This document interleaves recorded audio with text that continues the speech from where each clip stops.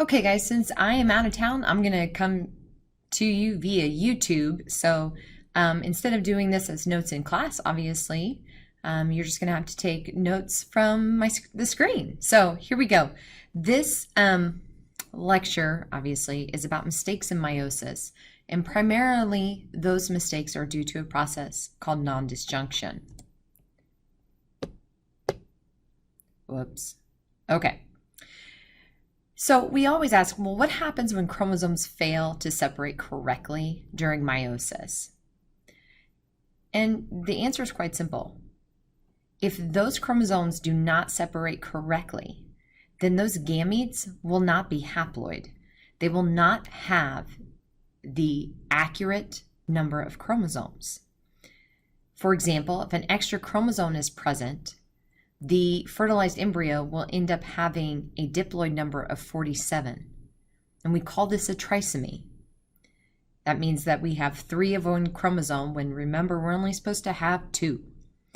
If a chromosome is missing, for example, that fertilized embryo has a diploid number of 45, this is called a monosomy because we're missing a chromosome. So how and why does this happen? Well, this occurs through the process of non-disjunction. And because there are 2 divisions in meiosis, non-disjunction can occur in either meiosis 1 or meiosis 2. And non-disjunction occurs when chromosomes do not separate correctly. So if non-disjunction occurs in meiosis 1, then what happens here is we can see our homologous chromosomes, right? And let's say the purple ones are from mom and the green ones are from dad. In meiosis 1, they line up in metaphase, but when it comes to anaphase, both of those homologous chromosomes go to one side. Therefore, at the end of meiosis 1, we're going to have all 3 over here and only 1 over here, which will result in this. Instead of having the normal haploid number, which should only be 2, we have an n plus 1, meaning the haploid number plus 1. This cell, haploid number plus 1. This one right here, this is the haploid number minus 1 because I'm missing a green guy here. And then we have a haploid number minus 1 as well. Okay, so you might want to have them pause here because you should draw this picture out. And the big question is, if non-disjunction occurs in meiosis 1, what percentage of the gametes are affected? Well, do we see any of these normal? Because normal would just be flat out N, right? 2 chromosomes. But we don't see that. Every single one is affected, so we see 100% being affected. So let's take a look now at meiosis 2. Whoop, hold on. If non-disjunction occurs in meiosis 2, then we have already gone through meiosis 1 and we did a rock star job here and homologous chromosomes separated like they were supposed to. But in meiosis 2, when the sister chromatids were supposed to separate, in one of those cells they failed to do so properly. So let's check out the end result. My gametes if non-disjunction occurs in meiosis 2, we see haploid, haploid, one haploid plus an extra, and then this one, we're missing a chromosome. So for this one, what percent of the gametes are affected? Only 50% of the gametes are affected. So if we had to choose, well, when do we want, if non-disjunction is going to occur, because it's going to occur, where would we prefer to it occur? Meiosis 2. And the nice thing is that a lot of times when this does occur in meiosis 2, so let's say that these are sperm, because we have an abnormality here, usually they're not as good of a swimmer. And so fertilization often occurs with the normal one, okay? So which is a good deal. Again, you want to copy this down draw out your picture here. Make sure you have all the information so that you can understand the difference between non-disjunction and meiosis 2 and meiosis 1. Okay? So we're going to watch a quick animation here. So here we can see my one big cell. There we go. In interphase, my chromosomes are going to duplicate, right? So I have a duplicated chromosome here. Okay, so I have homologous chromosomes, homologous chromosomes. Oh, we got synapsis, they form a tetrad, and now we're going to go to metaphase in the middle. Okay, and then we got anaphase, the pairs are going to separate, and we got telophase and cytokinesis. Then we're going to go straight into meiosis 2, where the duplicated partners separate. Okay, and this is my final 4 cells. This is what it's supposed to look like. Each cell has one copy of each chromosome. But let's see what happens with actual non-disjunction.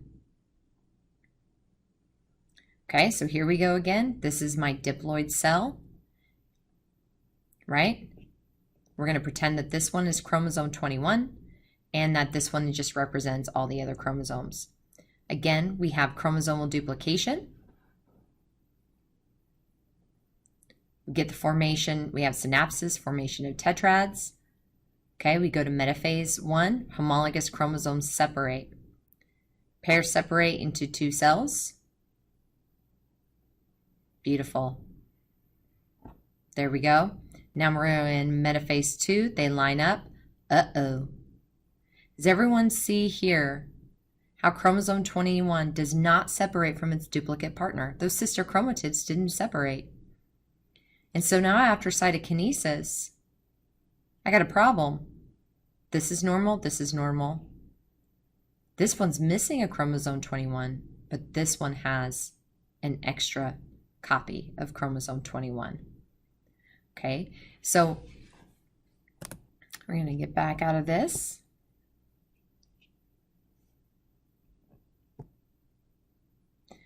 Now, there is a term you might hear every now and again called mosaics. And a genetic mosaic is when sometimes only some of the cells in the organism contain a missing or extra chromosome. Not all of the cells, only some. Mosaics often present less severe symptoms of the condition or the syndrome. And mosaics happen because of early mistakes in very early human development in mitosis. Okay?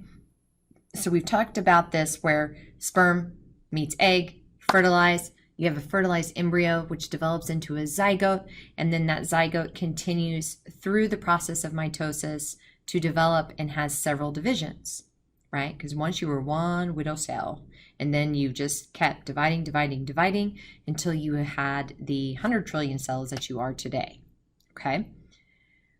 But why do mosaics occur if that mistake of non-disjunction occurs in mitosis and not meiosis? So I really want you to think about that. And you know what? I might have a treat for someone who can tell me when I return. Okay, so who is at risk for non-disjunction? Hey, right here. Primarily older women. New research also suggests men are also susceptible to it. In women, though, we know this, we talked about in class, that cells will become eggs. They are present in the body at birth. These cells age over time. The older the woman, the older the egg, the more susceptible it is to having errors as she ovulates each month. Now we know that men go through meiosis their whole entire lives, and they make new sperm cells daily, thus they are less likely to make mistakes. So really, how much does the chance of non-disjunction increase as a woman ages? Check this out. The relation of a mother's age to incidence of Down syndrome.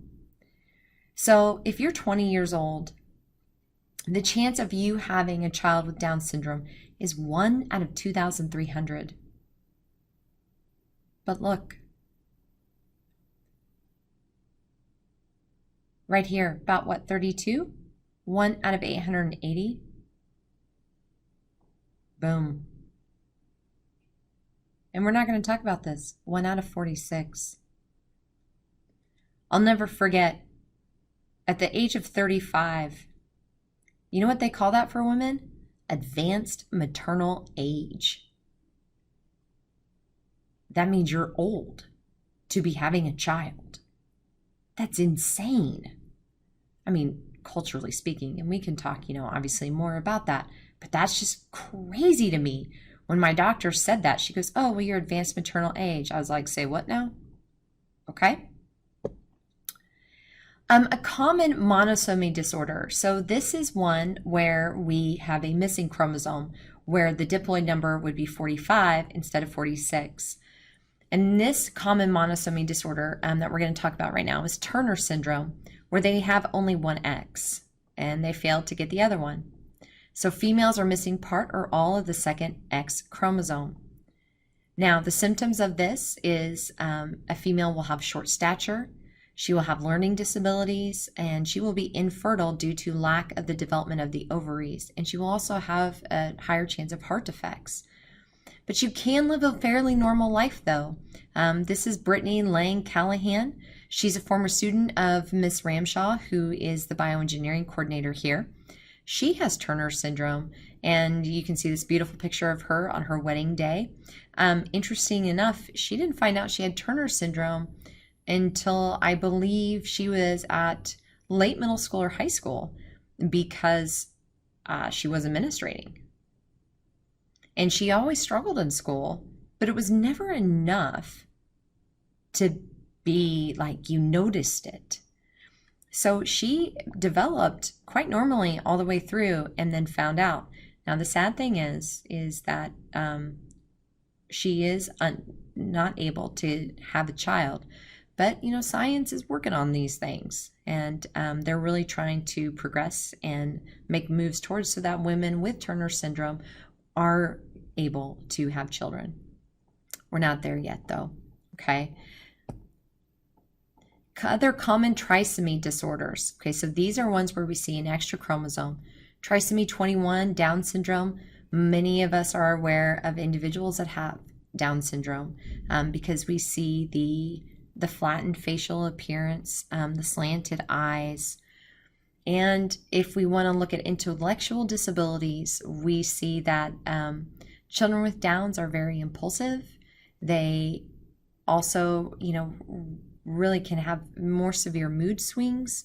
They do have delayed development, mainly because they have such poor muscle tone that they will get to most of those developmental milestones, but it just takes them longer, okay? And they can, honestly, what we have seen in the past few decades is huge advancements in Down syndrome children being able to live high quality lives, okay? And this obviously ranges due to the severity of it. Now, there's something I want to talk to you about, but we're going to talk about it more when we get to genetics, and because there's an interesting ethical issue with Down syndrome and genetically modified organisms that we'll talk about, okay? But this Down syndrome is one of the trisomies that the body can actually handle, okay? We're going to skip down to Klinefelter syndrome. This is when non-disjunction occurs, and instead of being XY, we are XXY. So this individual would present as phenotypically a man, okay? Taller, less muscular body than males their age, broader hips, longer legs, larger breast, as in the breast tissue there. They have weaker bones, a lower energy level. They have a smaller penis and testicles. They delay in puberty or go to a partial amount, less facial and body hair following puberty. Now, you are not going to see someone down the hall and be like, oh, hey, that's Klinefelter's. Yeah, no. you're not going to recognize someone with this, okay? And the worst one, Edwards syndrome, also called trisomy 18. This one is just awful. Trisomy 18 has developmental issues with the central nervous system, the kidneys, I believe the heart as well. These children, if most of them miscarry in utero, about 50% will not be carried to term. For those that are carried to term, the majority of them die within the first week. And if they do survive that, the life expectancy is up to a year. And it's pretty brutal. It's quite an awful thing to experience. You can actually get tested for trisomy 18. You can get tested for trisomy 13 when you are pregnant. And that's a really stressful time. Oh, and trisomy 21. Okay, the big three, 13, 18, and 21 is the one that they look for. The human body does not do well with most trisomies. In fact, if there's a trisomy on another chromosome, like let's say trisomy 2, that fetus will abort, as in miscarry on its own. It does not make it to term. So a lot of miscarriages are due to chromosomal abnormalities. Okay, so as a couple, if they're trying to have a child and they miscarry, well, that's a horrible experience. But the only solace that you can have is, something wasn't right. Something wasn't right. And, there's a reason. So major numerical abnormalities that survive to term. I just wanted to show you some numbers here. Downs, you can see, is the highest, 15 out of 10,000. And really, that's not super duper high, right? Edwards is 3 in 10,000. Patau's, which is trisomy 13, 2 in 10,000. So these are the ones that are just awful, right? Turner, that we talked about earlier, 2 in 10,000 of female births have Turner syndrome. Klinefelter's, again, that XXY for males, 10 in 10,000. And then we're going to talk about XXX and this last one, which we call Superman syndrome, which most individuals actually, if you're XXX, you don't know it. If you have Superman syndrome, you don't know it, because there are really no symptoms that set you apart from normal XX and normal XY. So no one ever knows it because they don't get tested for it. There's no reason to. Okay. XYY, the only thing that we see sometimes with that is they are abnormally tall. And they might struggle a little bit more in school, but that's about it. Okay. So, we're done here. Got it? And hopefully you were able to get all that down. And I will see you later. Have an awesome weekend.